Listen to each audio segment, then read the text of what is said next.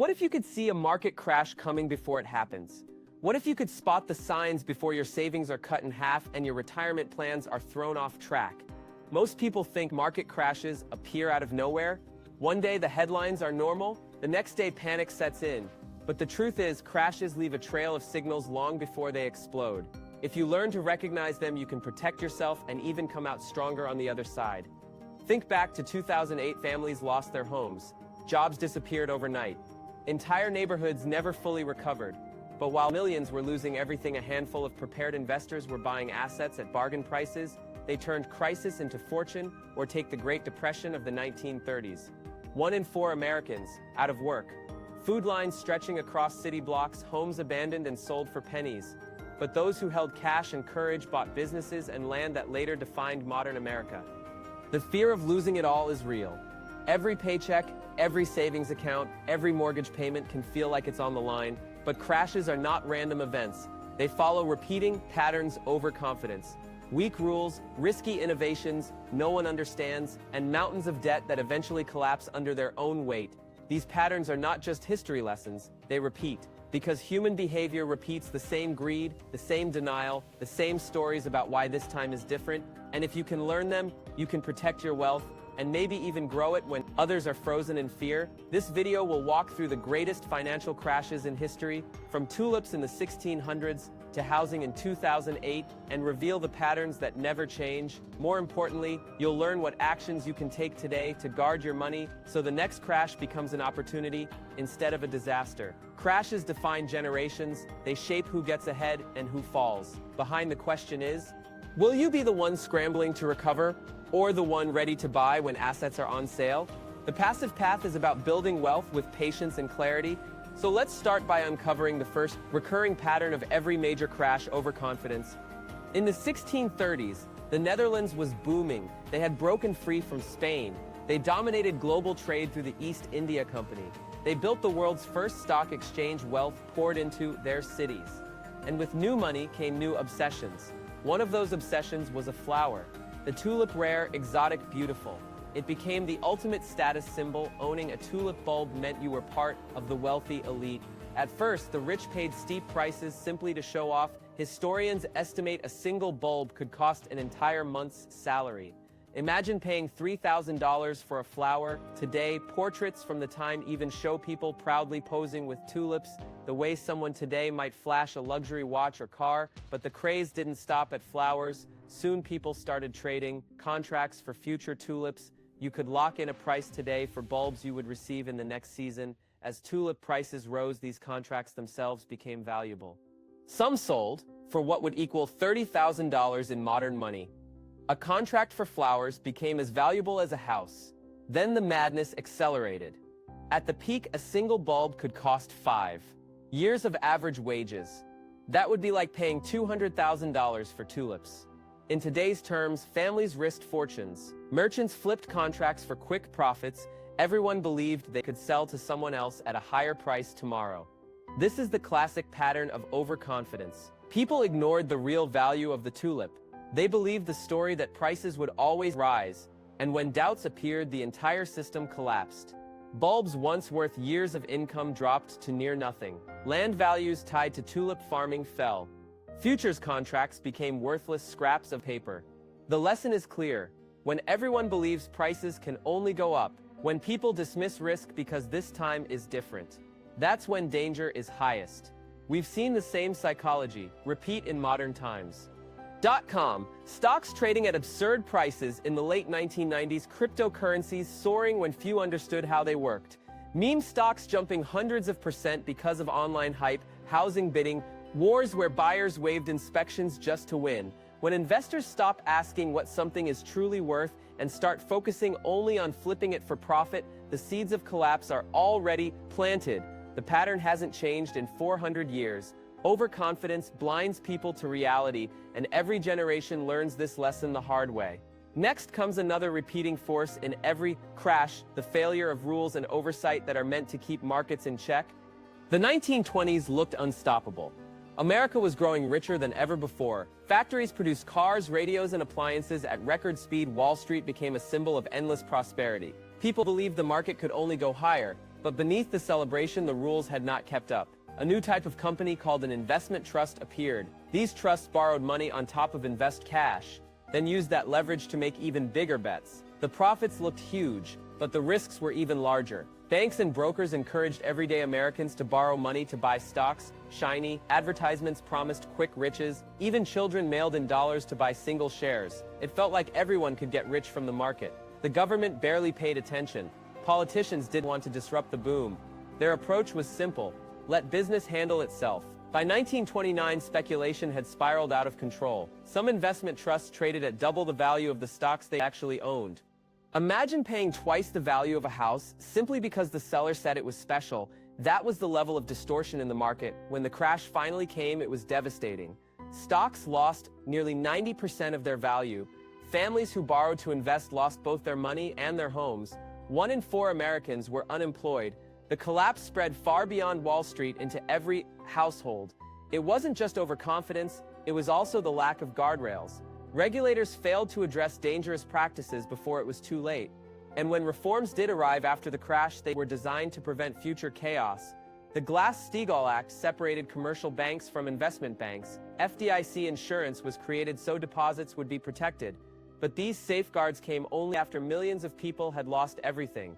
The balance between regulation and freedom is delicate. Too heavy-handed and growth slows. Too weak and instability builds until it explodes. The lesson is simple. When new financial products appear without clear oversight, history shows they often end badly. We can see this pattern today. Unregulated cryptocurrency exchanges collapsing overnight, predatory lending, still targeting vulnerable families, shadow banking operations growing faster than regulators can track. When the rules don't keep up with the risks, markets eventually punish everyone. And while oversight failures create cracks in the system, the third recurring danger comes from something even harder to spot: financial innovations that no one fully understands until it's too late. The 1980s marked a new era on Wall Street. Bankers went from quiet back-office clerks to celebrities. Computers made it possible to invent new financial products at lightning speed, and one of those inventions promised to make investing safe. It was called portfolio insurance. The idea sounded simple. If the market started falling, a computer program would automatically sell small amounts of stock or place trades to reduce losses, like a seatbelt for your portfolio. Banks sold it as protection against crashes. Investors believed it was a guaranteed safety net. By 1987, more than $80 billion was tied to these strategies. But there was a problem. Hardly anyone fully understood how these models worked. The banks trusted the math without questioning the assumptions, and the assumptions ignored how real people behave under stress. At the same time, another trend was fueling speculation: leveraged buyouts. Investors borrowed massive amounts of money to take over companies and flip them for profit. Rumors of a takeover could make a stock price jump several times in a single day. Even fake announcements moved billions in value. The market was frothy and unstable. Then came October 1987. Stocks started to slide. Portfolio insurance programs kicked in. Each small sell order triggered more selling. The downward spiral accelerated. Computers fed on each other, creating an avalanche of sell orders. At one point, traders stood in front of 500,000 sell orders for a single stock with no buyers at any price. By the end of the day, the market had suffered the worst single-day drop in history, Black Monday. The supposed safety net had made the crash worse. An innovation meant to prevent losses became the very thing that amplified them. This is the danger of misunderstood financial products. They sound brilliant in theory, they look flawless in a model. But when the pressure hits reality, exposes the cracks, investors pay the price for complexity they don't understand. We saw the same mistake again in the 2000s. Mortgage-backed securities packaged risky loans into products few could explain. Credit default swaps created webs of exposure that no one could untangle. When housing prices fell, the entire system collapsed. Today we see echoes in algorithmic trading platforms, in decentralized finance projects that promise guaranteed yields, in new tools powered by artificial intelligence, where investors trust the code without grasping the risks. The lesson is clear: when no one can clearly explain how an investment works, when the story is built on promises of safety or endless growth, that's when danger is highest, and when misunderstood innovations mix with another powerful force, the results are catastrophic. The buildup of debt. The years leading up to 2008 felt safe. Technology stocks had crashed earlier in the decade. Investors wanted stability. They turned to housing. A house felt like the safest investment of all. Banks were eager to feed the demand. Wall Street packaged home loans into securities. They bundled thousands of mortgages together and sold them to investors. These products were complex. Even the bankers didn't fully understand the risks. But they produced huge profits, and as long as home prices kept rising, no one asked questions. Lending standards collapsed. If you had a pulse, you could get a loan. Adjustable rate mortgages offered low payments at first, then ballooned later. Families stretched to buy homes they could not afford. Real estate agents told buyers that prices never fall. Politicians encouraged more home ownership. The Federal Reserve kept interest rates low, making borrowing cheap. Debt piled higher and higher. Homeowners borrowed against rising property values. Investors bought mortgage securities with borrowed money. Banks used leverage to multiply returns. It all depended on one assumption: that housing prices would keep climbing forever. When prices stalled, the illusion cracked. Borrowers missed payments. Adjustable rates reset to unaffordable levels. Foreclosures spread through neighborhoods. The value of mortgage securities collapsed. Banks holding them faced massive losses. On September 15, 2008, Lehman Brothers failed. A 150-year-old institution vanished overnight. Credit froze, unemployment surged, entire communities were devastated. In some cities, abandoned houses still stand as reminders of the collapse. The 2008 crash revealed the fourth repeating pattern of every downturn: excessive debt. When too much money is borrowed across households, corporations, and governments, the system cannot hold. Debt amplifies every other weakness. Overconfidence, weak oversight, risky innovations all become more destructive when fueled by borrowed money. Today, debt is still everywhere. Household debt in the United States has reached record highs. Student loans weigh down an entire generation. Credit card balances have climbed past $1 trillion. Corporations borrow heavily to buy back shares instead of building real value. Governments run deficits year after year. The pattern is familiar. Debt builds quietly, confidence hides the risks, and then a shock exposes how fragile the system really is. Every crash looks different on the surface: Tulip, stocks, housing, but the same four patterns repeat again. Overconfidence, regulatory failure, misunderstood innovation, and too much debt. The question is, how can you recognize these patterns in real time before the next collapse arrives? Every market cycle leaves clues. The challenge is learning how to see them before it's too late. Start with confidence. Ask yourself, are people buying assets because they truly understand the value, or are they buying only because they expect to flip them to someone else at a higher price? When the reason for investing is only hope of quick profit, the warning lights are already flashing. Look at the rules. Is there a new industry growing faster than regulators can respond? Are politicians ignoring problems because growth makes them look good? Or are rules being slammed down so hard that markets suddenly freeze? Both extremes create instability. Watch new products. Is there an innovation investors treat like magic? Do most people explain it with slogans instead of details? When you hear the phrase, "it's different this time," be cautious. History shows it rarely is. Check the debt. Are people and businesses borrowing money they cannot realistically repay? Are banks lending as if prices will never fall? Is government spending more and more without a plan to balance? Debt multiplies every weakness in the system. Today we see signs in many places: speculative bubbles in digital assets, new technologies promoted without clear understanding, government deficits growing each year, household borrowing stretched by high living costs. No one can predict the exact day a crash will arrive, but by asking these questions, you only need to recognize when risk is building, so you can prepare before panic takes over. And preparation makes all the difference, because when the crash does come, there are clear steps you can take to protect yourself and even grow your wheel. When a crash begins, the first instinct is to panic. The headlines scream markets fall double digits in days. It feels like the safest move is to sell everything and sit in cash. But that decision usually locks in losses and misses the recovery. Cash also loses value when inflation is high. In past crashes, inflation often rose as markets fell, so holding dollars on the sidelines can quietly shrink your wealth. Another common move is rushing into gold. Gold often rises when fear spreads, but over the long term, stocks have outperformed gold again and again. Once dividends are included, the gap is even wider. Gold can play a role, but it should not replace long-term investments. Many investors try to time the bottom. They wait for the perfect moment to buy back in, but history shows almost no one gets it right. Missing even a few of the best days in the market can destroy decades of returns. The smarter strategy is staying invested and adding consistently. The best opportunity in a crash is the chance to buy assets at a discount. Shares of strong companies trade for half their true value. Broad index funds sell at prices not seen in years. Those who can cut expenses or boost income during downturns have the power to invest more when prices are low.